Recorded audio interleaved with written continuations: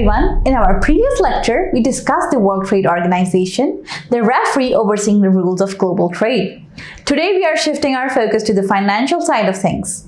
Get ready to explore the captivating world of international monetary system, exchange rates, and the balance of payments. The international monetary system. Think of the international monetary system as a global network that facilitates financial transactions between countries. It is the backbone of international trade and investment, allowing us to buy goods from abroad, travel to different countries, and invest in foreign assets. At the heart of this system lies the concept of exchange rates, which determine the price of one currency in terms of another. For instance, if the exchange rate between the US dollar and the euro is 1.20, it means that $1 can buy 120 euros. Exchange rates are constantly fluctuating due to various factors like interest rates, economic growth, political stability, and market sentiment.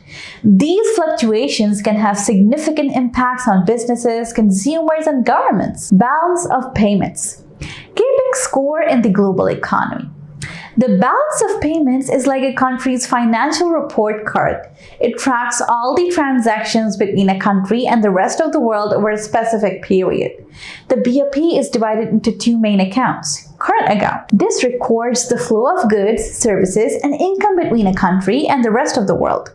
It includes things like exports, imports, tourism, and foreign aid. Capital account. This tracks the flow of financial assets between a country and the rest of the world.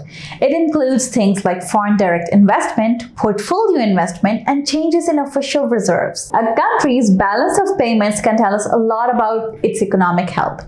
A surplus in the current accounts means a country is exporting more than it's importing, while a deficit means the opposite. A surplus in the capital account means a country is attracting more foreign investment than it is sending abroad, while a deficit means the opposite. The importance of exchange rates and balance of payments.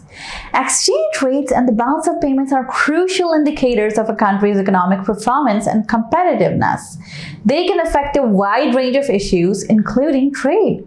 Exchange rate fluctuations can make a country's exports more or less competitive, affecting its trade balance. Investment. A country with a strong balance of payments is often seen as a more attractive destination for foreign investment. Economic growth. A stable exchange rate and a healthy balance of payments can create a favorable environment for economic growth. Inflation. Exchange rate fluctuations can affect inflation by changing the prices of imported goods.